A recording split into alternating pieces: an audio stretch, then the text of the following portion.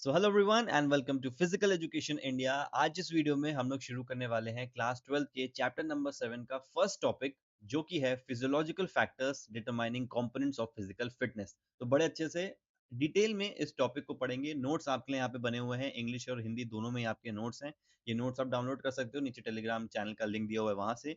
Channel पे अगर नए हो तो सब्सक्राइब कर लो, क्योंकि हम बहुत ही इजी लैंग्वेज में पूरे आपके चैप्टर को बहुत आराम से समझते हैं।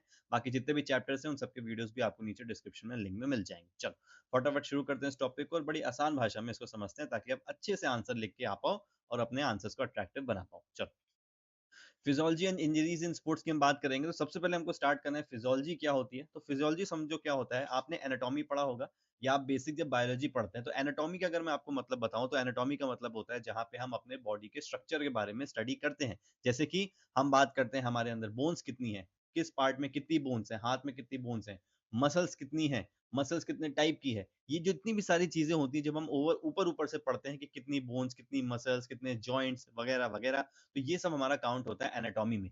फिजियोलॉजी क्या होता है, जब हम इन्हीं एनाटॉमिकल पार्ट्स की, यानी कि हमारे बोन्स, मसल्स, जॉइंट्स किस तरीके से काम करते हैं, और अगर हम फिजियोलॉजी इन स्पोर्ट्स की बात करें तो किस तरीके से हमारी अलग अलग एक्सरसाइजेज में और स्पोर्ट्स में हमें मदद करते हैं, उनके अंदर चेंजेस कैसे कैसे होते हैं गेम्स एंड स्पोर्ट्स की वजह से, तो वो सारी चीजें हम यहाँ पे पढ़ने वाले हैं। बेसिक फिजियोलॉजी का जो मतलब है that is scientific study of the human body and it's systems. तो ह्यूमन बॉडी और उसके सिस्टम्स किस तरीके से काम करते हैं, उनके बारे में पूरी स्टडी यहाँ पे हमको फिजियोलॉजी के अंदर करनी है। ठीक है, चलो।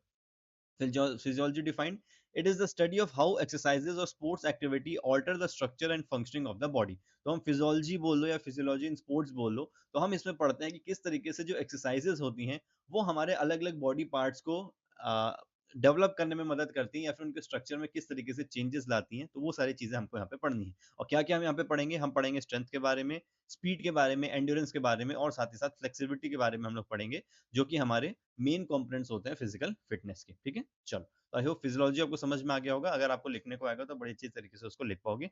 हिंदी में भी है, आप इसको यहाँ देख सकते हो। चलो स्टार्ट करते हैं मस्कुलर स्ट्रेंथ से, कि मस्कुलर स्ट्रेंथ क्या होती है।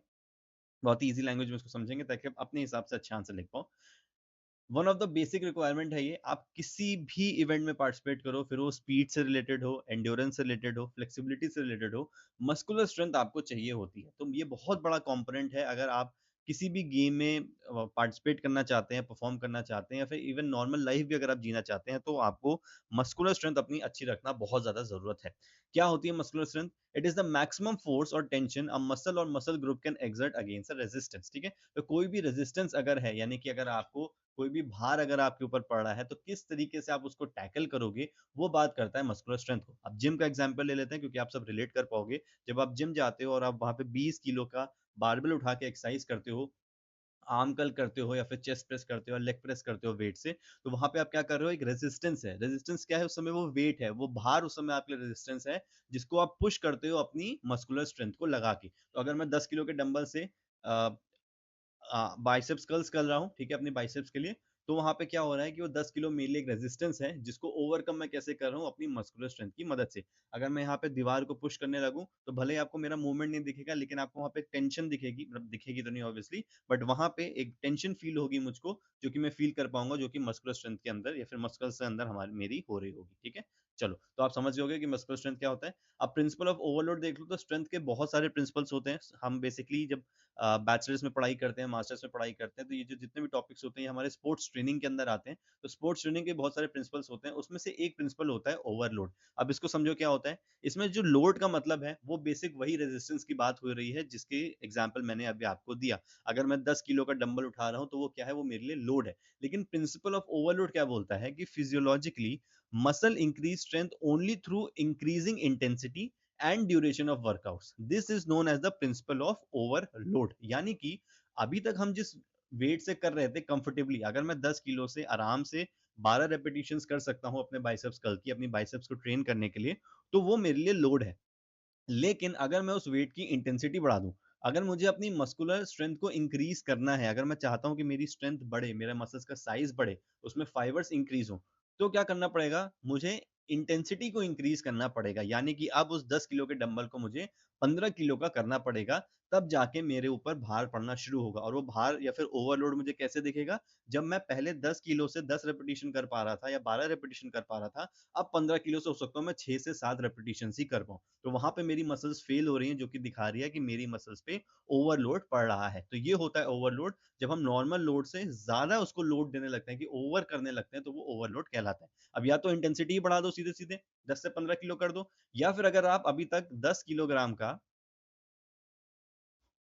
12 रेपिटेशंस कर रहे थे, तो अब आप इस 12 रेपिटेशन को हटा के 20 रेपिटेशन कर दो।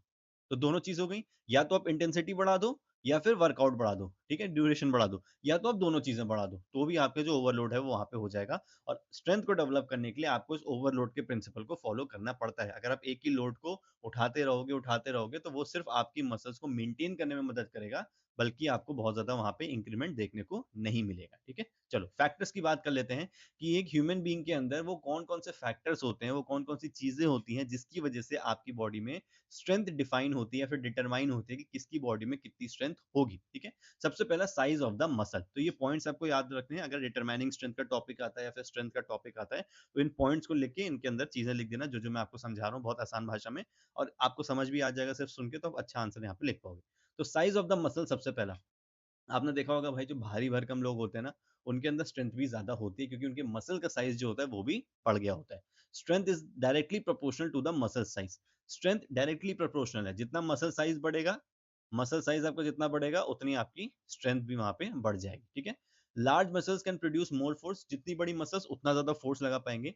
Mails generally have bigger and stronger muscles due to hormones. तो हार्मोन्स की वजह से, टेस्टोस्टेरोन हो गए, बहुत सारे हार्मोन्स होते हैं, उनकी वजह से मेल्स के अंदर थोड़ा ज्यादा स्ट्रॉन्ग मसल्स और बड़ी मसल्स देखी जाती है in comparison to the women. ठीक है, muscle size can be increase with weight training and improving strength.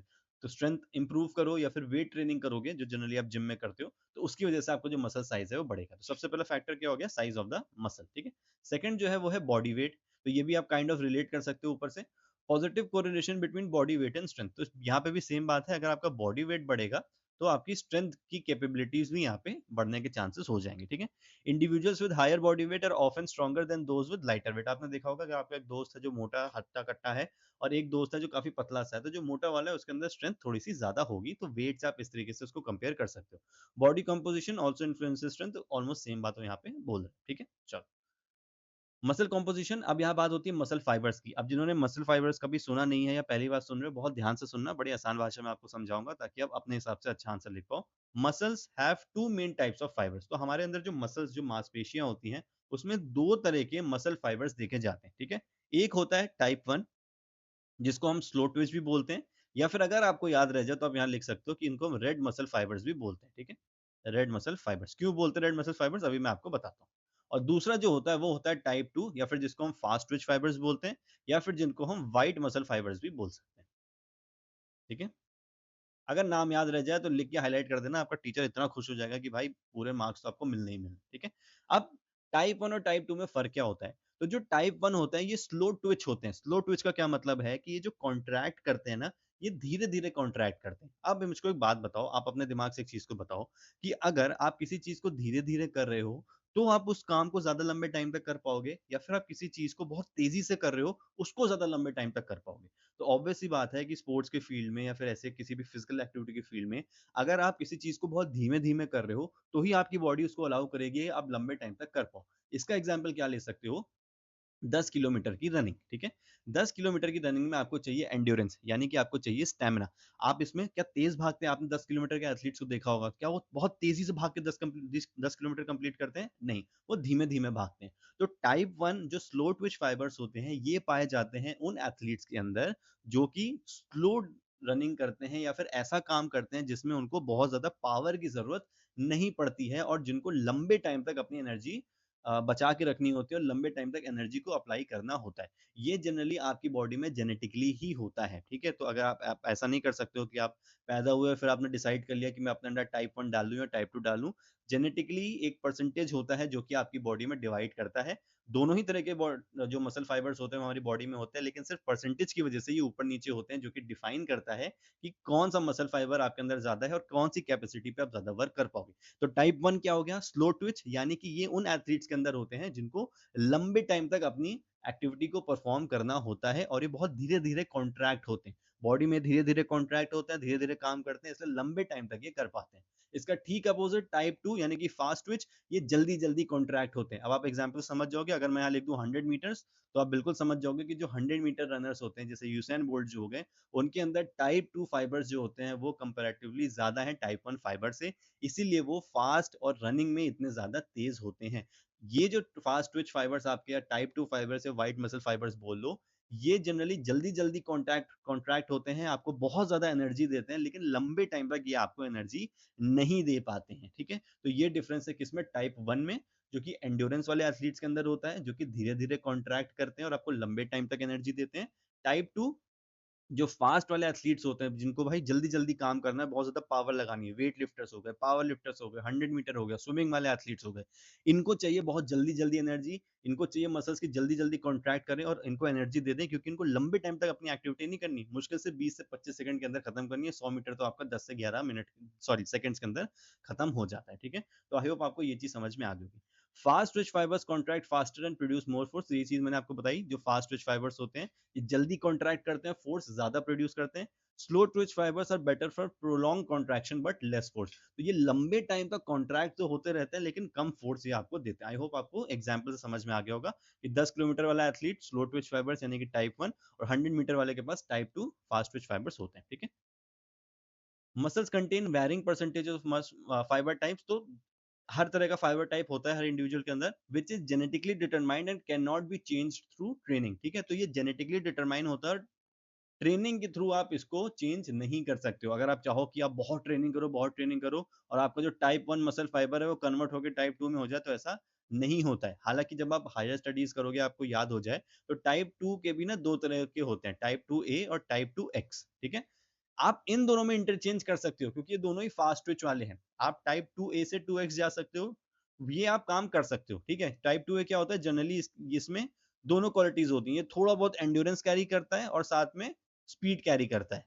और ये जो 2x वाला होता है जो एकदम लास्ट वाला हो गया, ये तो कंप्लीटली स्पीड कैरी करता है, पावर कैरी करता है। ठीक है, तो ये जो टाइप 2 ए वाला है ये 2x में आ सकता है, लेकिन टाइप 1 वाला टाइप 2 में नहीं आ सकता है। ठीक है, तो इस चीज का ध्यान रखना, हालांकि आपके सिलेबस में नहीं, बस मैंने आपको बता दिया। अगर ये छोटी सी चीज आपको याद हो जाती है, आप आंसर में लिख के उसको हाईलाइट कर देते हो ना, टीचर फिदा हो जाएगा भाई, मतलब कैसी बात कर रही है, बढ़िया मार्क्स मिल जाएंगे। चलो, अब बात करते हैं नर्व इम्पल्स की। तो नर्व इम्पल्स क्या होता है, the nervous system plays a vital role. तो हमारा जो नर्वस सिस्टम होता है जिसमें हमारे मैसेजेस जाते हैं, एफरेंट नर्वस सिस्टम्स हो गए, इफरेंट सिस्टम हमारा जो हो गया, तो उसमें हमारे जो मैसेजेस का आदान प्रदान होता है सीएनएस से और हमारी बॉडी में, वो भी बहुत ज्यादा इंपॉर्टेंट होता है स्ट्रेंथ के केस में।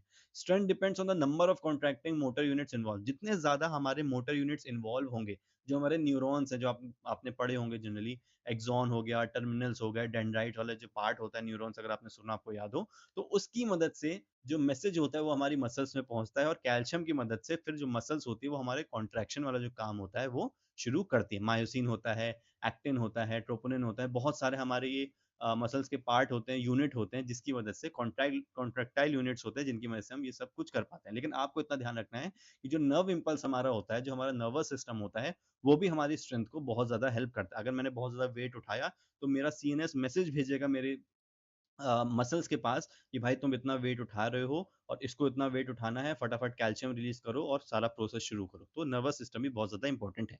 Greater intensity training can recruit more motor units leading to more strength. तो जितना ज्यादा आप ट्रेनिंग करोगे, अच्छी ट्रेनिंग करोगे, तो आपके जो मोटर यूनिट्स हैं वो बढ़ेंगे, और मोटर यूनिट्स बढ़ेंगे तो मैसेजेस का ट्रांसफर भी बहुत अच्छे से आपका होगा। ठीक है, एज भी एक फैक्टर होता है। Muscle strength peak generally between 50 to 30 years, तो 15 से 30 साल के बीच में आपकी जो मसल स्ट्रेंथ होती है वो पीक पे अपने होती है।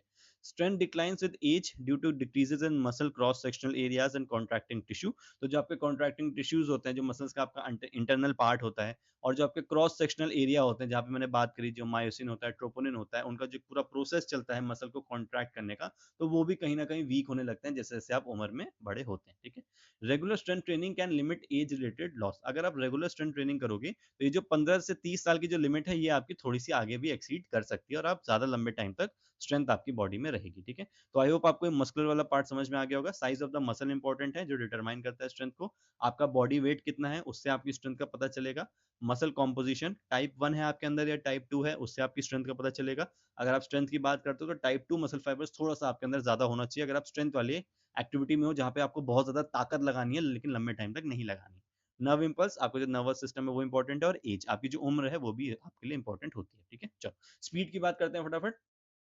The ability to repeat successive movements in the shortest time और to move quickly over a distance, किसी भी डिस्टेंस को जितनी जल्दी आप कवर कर सकते हो वो क्या कहलाता है, वो आपका स्पीड कहलाता है।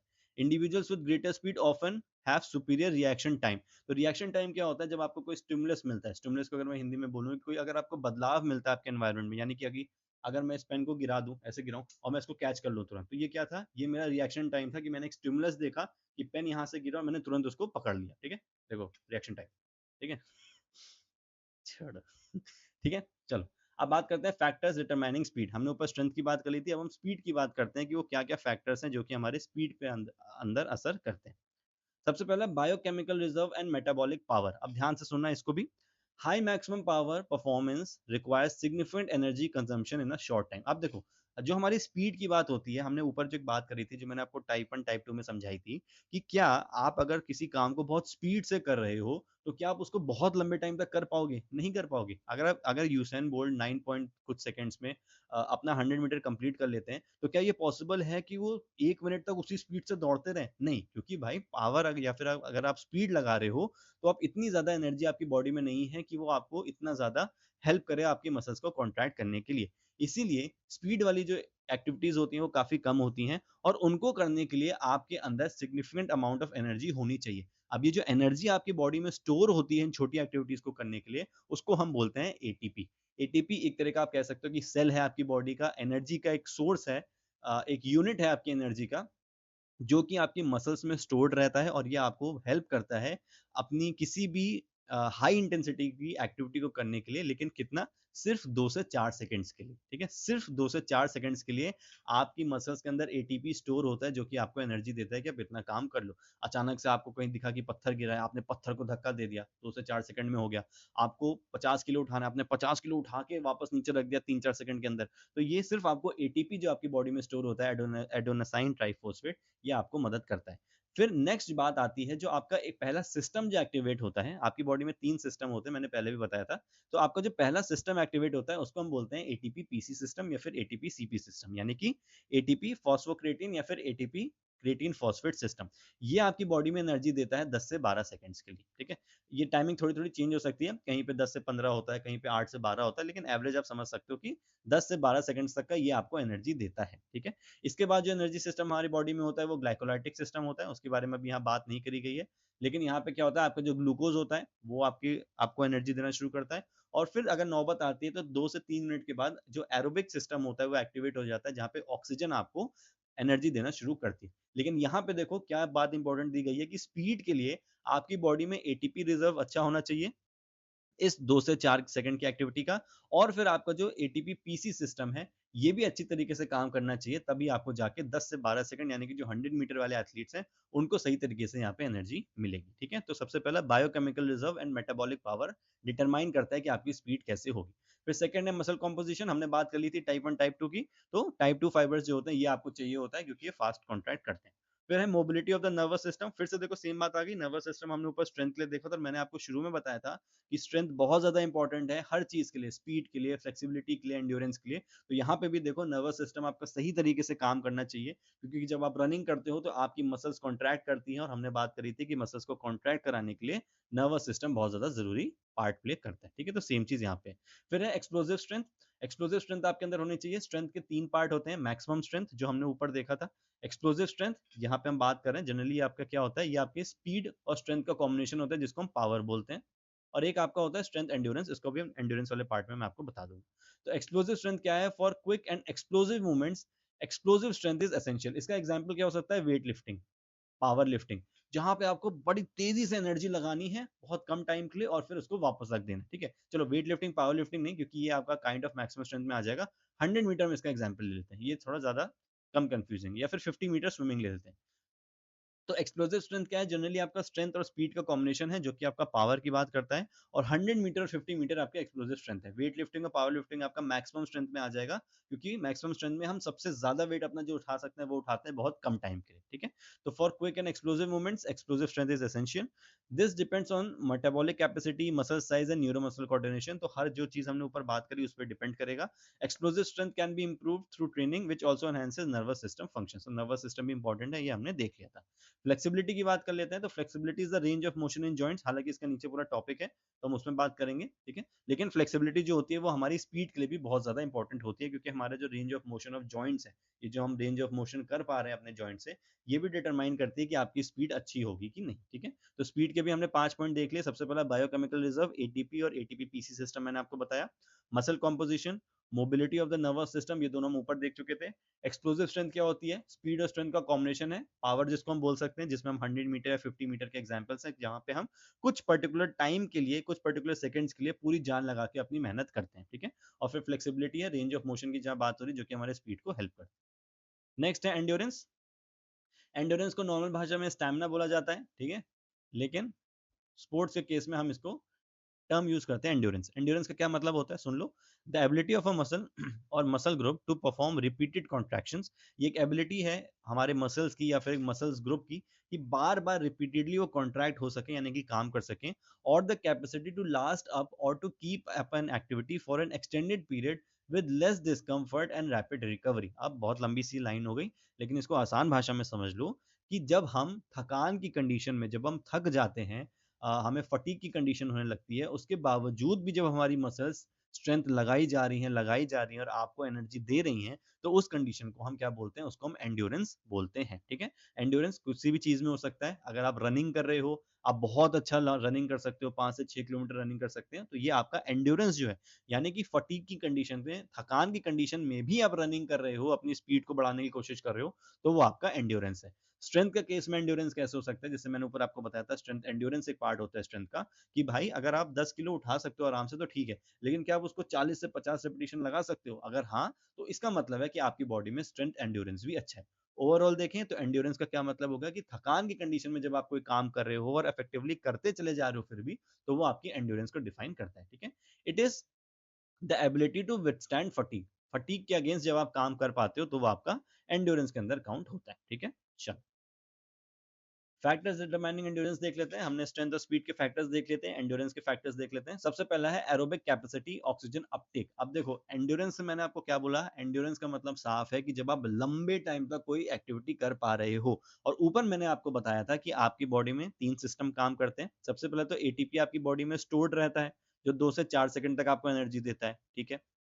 इस चीज को ध्यान रख लेना, तो काफी ज्यादा ये आपको हेल्प करेगा। मैं थोड़ा सा यहाँ पे साफ लिख देता हूँ इसको, ठीक है। एटीपी आपकी मसल्स में स्टोर रहता है, जो कि आपको 2 से 4 सेकंड तक देता है। इसके बाद हमारे सिस्टम्स एक्टिवेट होते हैं। एटीपी कोई सिस्टम नहीं है, वो सिर्फ एक एनर्जी जो कि पहले से स्टोर है।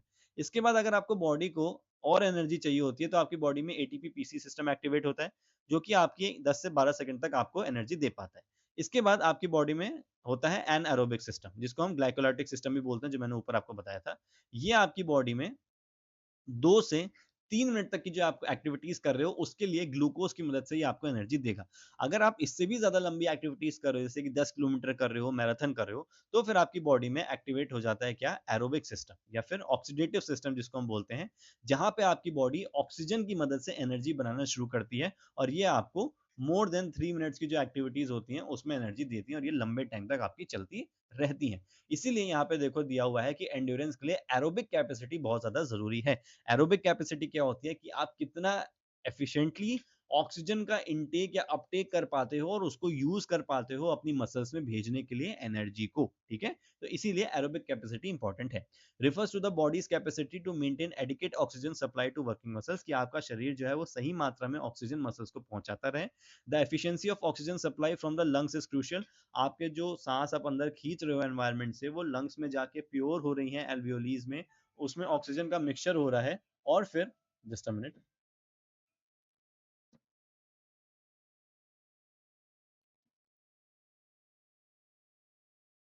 अब हम बात कर लेते हैं कि वो क्या-क्या फैक्टर्स हैं जिनकी वजह से आपकी बॉडी में जो एंड्योरेंस है उसका पता लगता है या फिर कितना अच्छी तरीके से आप एंड्योरेंस एक्टिविटीज़ को कर सकते हैं उसका पता लगता है। तो इस चीज़ को समझने के लिए थोड़ा-सा स्टेप ऊपर जाते हैं जो मैंने आपको बताया था स्पीड के केस में कि किस तरीके से आपकी बॉडी में एनर्जी जो होती है वो आपको प्रोवाइड होती है। यहाँ पे देखो पहली चीज़ लिखी है एरोबिक कैपेसिटी।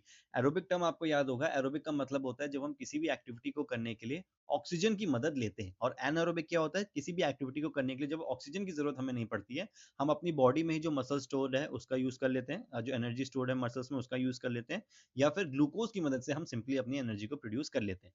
यहाँ पे देखो एरोबिक कैपेसिटी की बात हुई है, अब अगर मैं आपको फिर से एक बार रिवाइज करा देता हूँ फटाफट।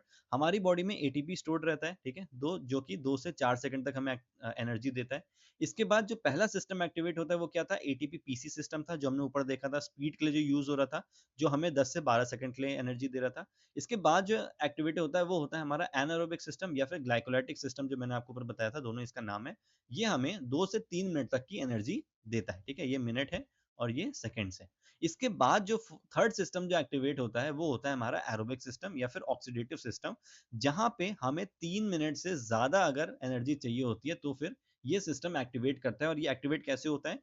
ऑक्सीजन की मदद से ये हमारी बॉडी में एनर्जी बनाना शुरू करता है और फिर ये मसल्स में हमारे एनर्जी भेजता है। इसलिए देखो यहाँ पे लिखा हुआ है कि एरोबिक कैपेसिटी यानी कि आपका ऑक्सीजन अपटेक अच्छा होना चाहिए, जहां पे आप जिस प्रोसेस से ऑक्सीजन इनहेल कर रहे हो अपनी बॉडी में वो किस तरीके से प्रोसेस होकर आपकी मसल्स तक पहुंच रही है एनर्जी बन के, तो वो बहुत ज़्यादा ज़रूरी है आपकी एंड्योरेंस को अच्छा करने के लिए। अगर आपकी एरोबिक कैपेसिटी अच्छी नहीं है, अगर आप ट्रेन्ड नहीं हो, तो ये सारी चीज़ें जो फंक्शनिंग होगी वो आपकी ठीक से नहीं होगी। अब देखो क्या होता है, refers to the body's capacity to maintain adequate oxygen supply to working muscles, यानी कि सही मात्रा में ऑक्सीजन सप्लाई आपकी मसल्स में पहुंचाता रहता है।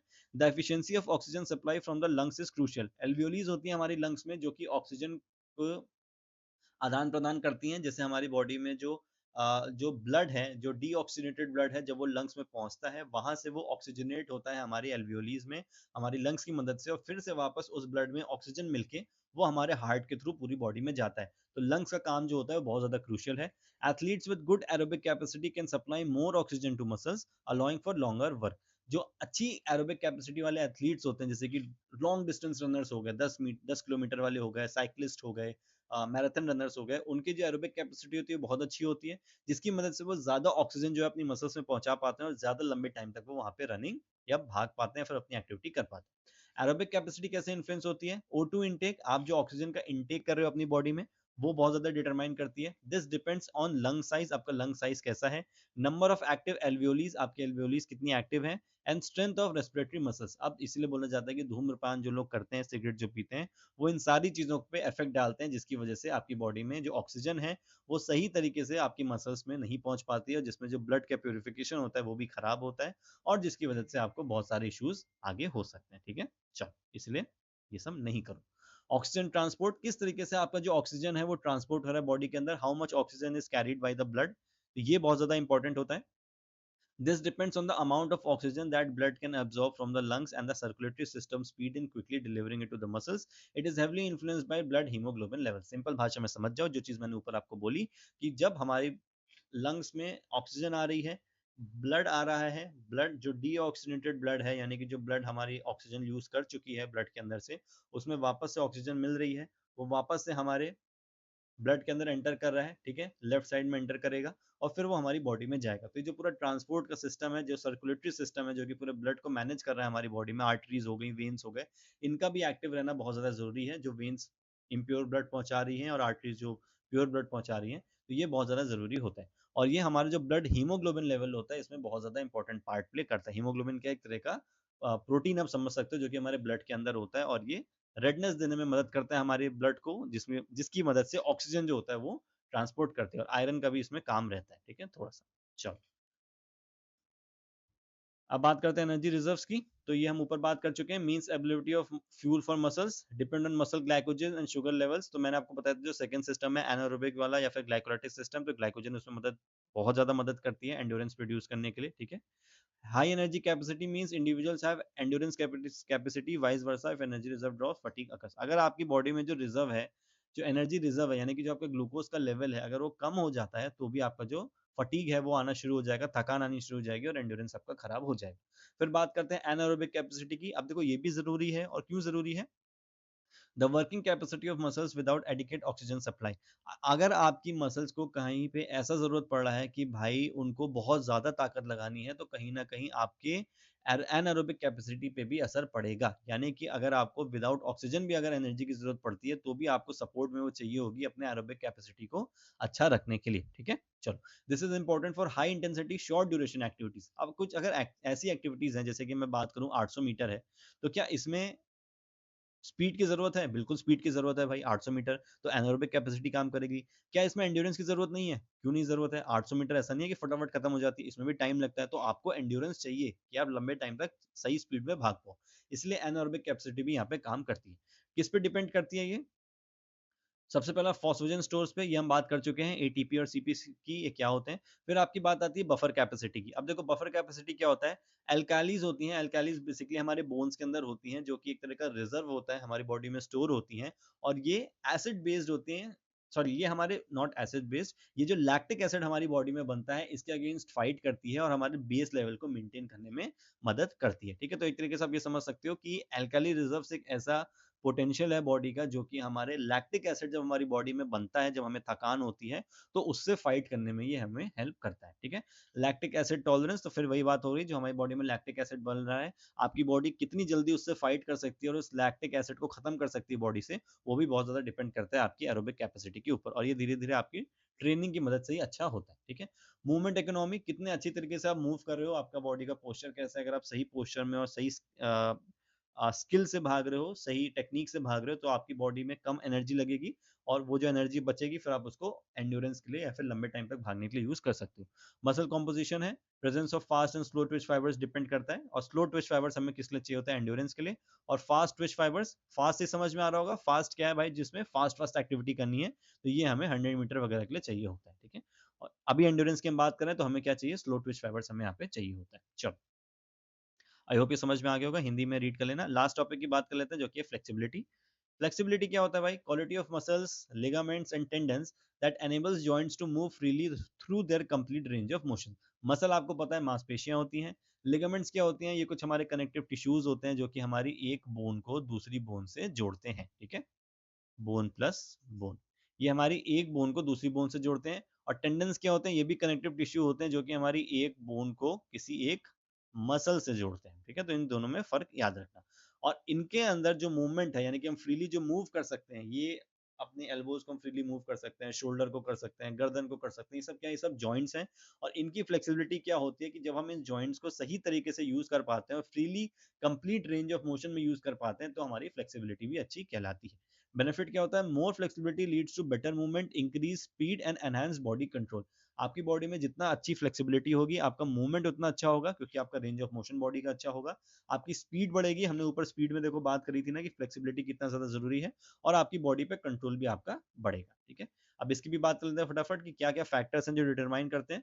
तो सबसे पहला joint structure determines the range of motion. आपका जो जॉइंट स्ट्रक्चर है, देखो हमारी बॉडी में 3 अलग तरह के जॉइंट्स होते हैं। एक हमारा ऐसे जॉइंट्स होते हैं जो कि आपके फिक्स रहते हैं, जैसे कि आपके सूचर्स हो गए हेड के, आपके ये गम्स हो गए, ये क्या है? ये मूव नहीं हो सकते हैं। ठीक है, कुछ स्लाइटली मूवेबल होते हैं, जैसे कि हमारी बैकबोन हो गई, जो हल्की हल्की मूव कर सकती है। और कुछ होते हैं जो कि फ्रीली मूवेबल होते हैं, जिनको हम साइनोवियल जॉइंट्स बोलते हैं, जैसे कि हमारा शोल्डर जॉइंट हो गया, या हमारा अंगूठे का जॉइंट हो गया, है ना, गर्दन हो गई। ये सब क्या है? जो फ्रीली हम आराम से मूव कर सकते हैं। तो इन पे भी डिपेंड करता है कि किस टाइप ऑफ स्ट्रक्चर या फिर किस जॉइंट के स्ट्रक्चर की बात हम वहां पे कर रहे हैं। ठीक है, सेकंड है एज एंड जेंडर। तो आपके जो एज है, एज फ्लेक्सिबिलिटी को इन्फ्लुएंस करती है बिल्कुल। आपकी जो एज जैसे जैसे बढ़ती है, आपकी जो फ्लेक्सिबिलिटी होती है वो कम हो जाती है। और स्ट्रेंथ की भी हमने ये बात करी थी, जैसे जैसे एज बढ़ती है आपकी स्ट्रेंथ भी कम होती है। Females are typically more flexible than muscles due to anatomical difference. तो जो फीमेल्स होती हैं वो ज्यादा फ्लेक्सिबल होती हैं। Flexibility can be enhance with training. तो ट्रेनिंग की मदद से आप फ्लेक्सिबिलिटी इंप्रूव अपनी कर सकते हो। स्ट्रेचेबिलिटी ऑफ मसल्स, आप अपनी मसल्स को कितना स्ट्रेच कर सकते हो। Muscles that are regularly stretch tend to remain flexible. अगर आप जनरली एक्सरसाइज कर रहे हो, हल्की सी स्ट्रेचिंग करते रहते हो, तो आपकी मसल्स फ्लेक्सिबल रहेंगी। Stretchability depends on the amount of exercise and physical activity. तो देखो सेम बात यहाँ पे हो रही है, इसको रिपीट करने की जरूरत नहीं है। Previous injuries, injury can lead to thickening और shortening of fibrous tissues, reduce flexibility. अगर आपको कोई इंजरी हुई है, मानो कि अगर आपको आपका किसी एरिया में फट गया, एक्सीडेंट आपके हुआ, तो क्या होगा? वहां पे थिकनेस ज्यादा बढ़ जाएगी, या फिर आपके जो फाइब्रस टिश्यूज हैं वो कम हो जाएंगे, शॉर्ट पड़ जाएंगे, तो उसकी मदद से भी फ्लेक्सिबिलिटी में इश्यूज आपके आ सकते हैं। ठीक है, तो जनरली अगर आपको इंजरी हुई है तो भी आपको फ्लेक्सिबिलिटी की प्रॉब्लम हो सकती है। This can cause reduction to inflexibility. अब ऐसे ही मान लो कि अगर मेरा एल्बो जॉइंट है, यहाँ पे मुझे चोट लग गई इस जॉइंट पे, तो भी मैं रेंज ऑफ मोशन मेरा कम हो जाएगा, तो इंजरी की वजह से भी आपको प्रॉब्लम हो सकती है। इंटरनल एनवायरनमेंट या टेम्परेचर, रेंज ऑफ मोशन या फिर फ्लेक्सिबिलिटी बढ़ाने के लिए हम लोग वार्म अप्स करते हैं। ठीक है, इंटरनल एनवायरनमेंट बहुत ज़्यादा ज़रूरी है, यानी कि बॉडी का टेम्परेचर बहुत ज़्यादा ज़रूरी है। एग्जाम्पल क्या है कि 10 minutes warm bath increases body temperature and flexibility. अगर आप 10 मिनट वार्म गर्म पानी से नहा लेते हो तो आपका बॉडी टेम्परेचर बढ़ेगा और आपकी फ्लेक्सिबिलिटी भी बढ़ जाएगी। वैसे ही अगर आप बाहर जाके ठंड में खड़े हो जाओगे 10 मिनट के लिए, तो क्या होगा, उसकी वजह से आपकी जो फ्लेक्सिबिलिटी है वो कम हो जाएगी। तो वाइस वर्सा दोनों चीज बात करती है। हम इसीलिए वार्म अप करते हैं। वार्म अप के बहुत सारे फायदे होते हैं, जहाँ फ्लेक्सिबिलिटी बढ़ जाती है, हार्ट रेट हमारा इंक्रीज हो जाता है, ब्लड का सर्कुलेशन है वो तेज हो जाता है। तो ये सारी चीजें होती हैं जो कि वार्म अप में पार्ट प्ले करती है। फिर है muscle strength. Strong muscles generally lead to less movement, specially against gravity और एक्सटर्नल फोर्स। फिर है weak muscle may limit the range of motion. देखो अब ये जनरली दोनों, ये जो चीज आपकी बुक्स में लिखी हुई है, ये थोड़ा सा कॉन्ट्रडिक्ट है बातों से, क्योंकि ऐसा नहीं होता है। कोई भी अगर स्ट्रॉन्ग मसल वाला ह्यूमन बीइंग है तो इसका मतलब ये नहीं है कि उसकी बॉडी में फ्लेक्सिबिलिटी नहीं होगी, या फिर कोई अगर वीक मसल्स वाला है तो क्या उसका मतलब सिर्फ यही है कि उसकी बॉडी में फ्लेक्सिबिलिटी नहीं होगी। ऐसा नहीं होता है। दोनों ही केस में दोनों ही कंडीशंस हो सकती हैं। अगर कोई स्ट्रॉन्ग मसल वाला है तो अगर वो फ्लेक्सिबिलिटी अपनी मेंटेन करके रखता है साथ में, तो उसकी बॉडी में बिल्कुल फ्लेक्सिबिलिटी रह सकती है। यहाँ पे इस लाइन का जो मतलब है या फिर आपकी बुक का जो मतलब है वो ये है कि जनरली अगर कोई बहुत ज्यादा स्ट्रॉन्ग बनने की कोशिश कर रहा है और वेट उठा रहा है जिसकी वजह से उसकी मसल्स बहुत स्ट्रॉन्ग हो जाती हैं, और वो जॉइंट्स पे ध्यान नहीं दे रहा है, जिसका मतलब है तो फिर उसकी जो जॉइंट्स है वो बहुत ज्यादा रिजिड हो जाएंगे, यानी कि उनका जो मूवमेंट है वो बहुत कम हो जाएगा। आपने देखा होगा लोग जिनके चेस्ट बढ़ जाते हैं, जो बॉडी बिल्डर हो जाते हैं, वो ऐसे चलते हैं। क्यों? क्योंकि उनके जॉइंट्स जो होते हैं वो स्टिफ हो जाते हैं। तो वही बात यहाँ पे बोली जा रही है। और दूसरी बोली जा रही है कि वीक मसल्स होते हैं वो भी लिमिट कर देते हैं रेंज ऑफ मोशन। तो ये बात भी ठीक है।